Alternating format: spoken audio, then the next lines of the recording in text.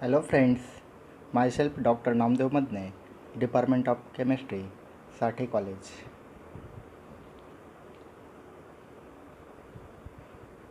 Today we are going to discuss TYBSc Analytical Chemistry Paper 4 syllabus according to Mumbai University. We will discuss the syllabus of semester 5, Unit 3. This Unit 3 includes turbidimetry and nephelometry. The content of this topic are introduction, factors affecting turbidimetry and nephelometry measurements, instrumentation. Now let us see the introductory part of this turbidimetry and nephelometry. When a beam of light passes through a solution containing suspended particles, a part of it is scattered by the suspended particles and the rest is transmitted. Turbidimetry and nephelometry are analytical techniques based upon the scattering of light by the suspended particles. These two techniques are closely related to colorimetry and spectrophotometry with regards to their theory and instrumentation. Due to scattering of light by these dispersed phase, the solution appears turbid. Nephelometry involves the measurement of intensity of scattered light as a function of concentration of the dispersed phase. When the scattering is less due to small concentration of dispersed phase, nephelometry gives better results. In this case, it is possible to measure accurately the small amount of light scattered by the suspended particles. When the scattering is intense due to high concentration of dispersed phase, turbidimetry gives more satisfactory results. In this case, it is possible to measure accurately the small amount of transmitted light.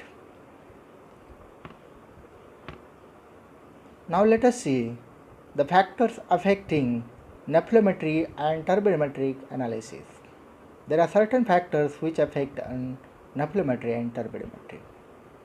The first factor in that is the scattering of radiation. When light passes through a solution containing suspended particles, the scattering takes place. If the size of the suspended particles is less than the wavelength of the incident light, if the dimensions of the suspended particles are greater than the wavelength of incident light, then reflection occurs. In nephelometric analysis, the size of the suspended particle should be small as compared to the wavelength of incident light so that scattering predominates. This scattering is usually observed at 90 degrees to the incident beam. Slightly larger particles scatter light at angles less than 90 degrees. Hence, scattering is also measured at laser angles, that is at 45 degrees. In turbidimetric analysis, the intensity of transmitted light is measured. Hence, particle size is not important in turbidimetry. The next factor is effect of concentration on scattering. When a beam of light passes through a cell containing suspension, its intensity decreases due to scattering by the suspended particles. The resulting turbidence of the solution is given by S is equal to log of base 10 I0 upon IT, that is equal to KCl. This equation is analogous to the Beer-Lambert's equation. Here I0 is the intensity of incident light, IT is the intensity of transmitted light, C is the concentration of the solution, L is the length traversed by the beam of light through the solution kept in a cell, and K is the turbidity coefficient or turbidity. The transmittance T of the solution is given by an equation T is equal to IT upon I0 that is equal to 10 raised to minus kCl. Further, we can write this equation as turbidity S is equal to log to the base 10 I0 of an IT, that is equal to minus log to the base 10 of T, that is equal to kCl. The turbidity coefficient K depends on particle size and shape, wavelength of incident light, refractive indices of the suspended particles and suspension medium. Thus, from this equation we come to know that turbidence S is directly proportional to the concentration of the solution.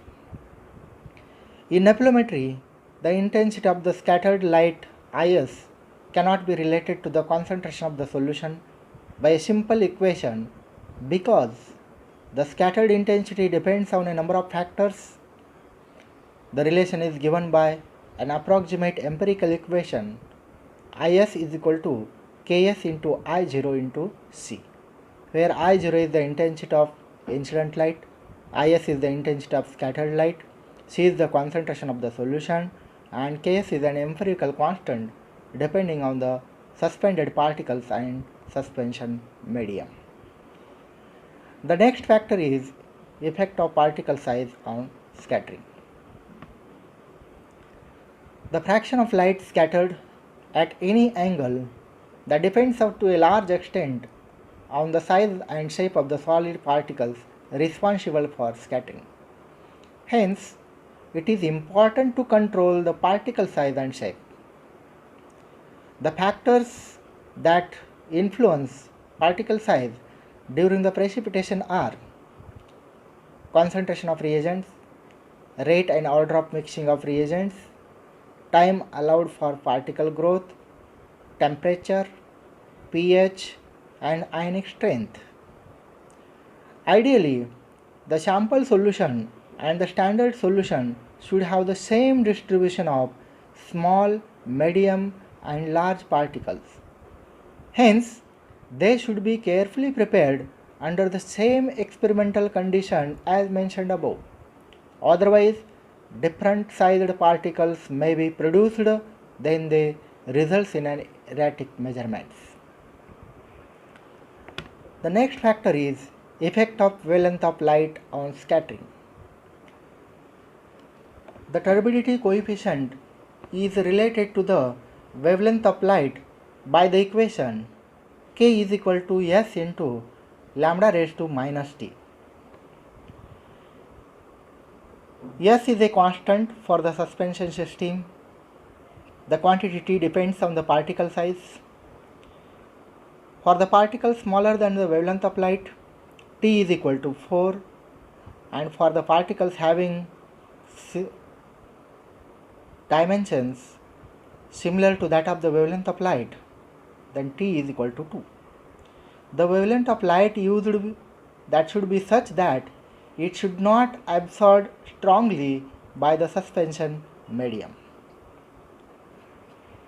Next factor is effect of refractive index on scattering. There should be an appreciable difference between the refractive index of the suspended particles and the suspension medium. This difference in refractive index ensures good results in scattering studies. Now let us see the instrumentation.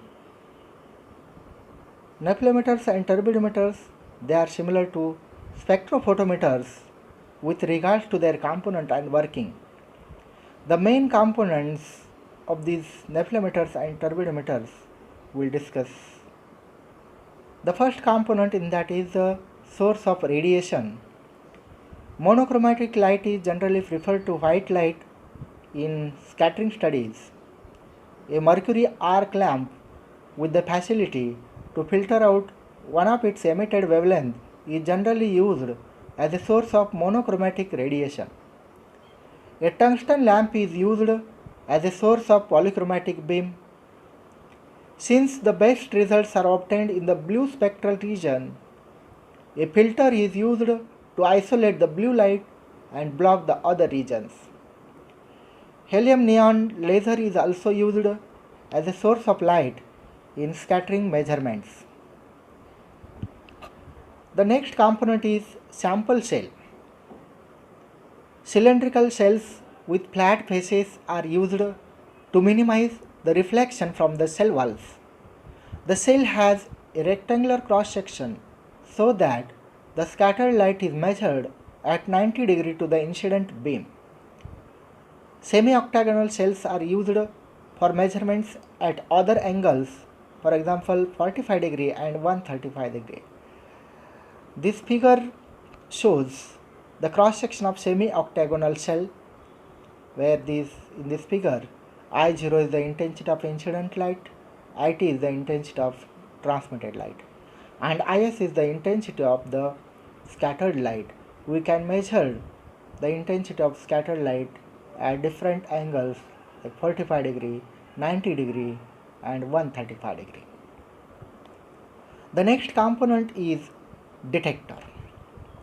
In scattering studies, photomultiplier tubes are used as detectors as the intensity of scattered light is very small. In neplometers, the detector is fixed at 90 degree to the incident beam for measuring the intensity of the scattered light. However, the detector can be suitably positioned to measure the intensity of the scattered light at other angles. In turbidimeters, photocells are used to measure the intensity of transmitted light. The detailed working and instrumentation of neplometry and turbidimetry we will see in the next video. Thank you.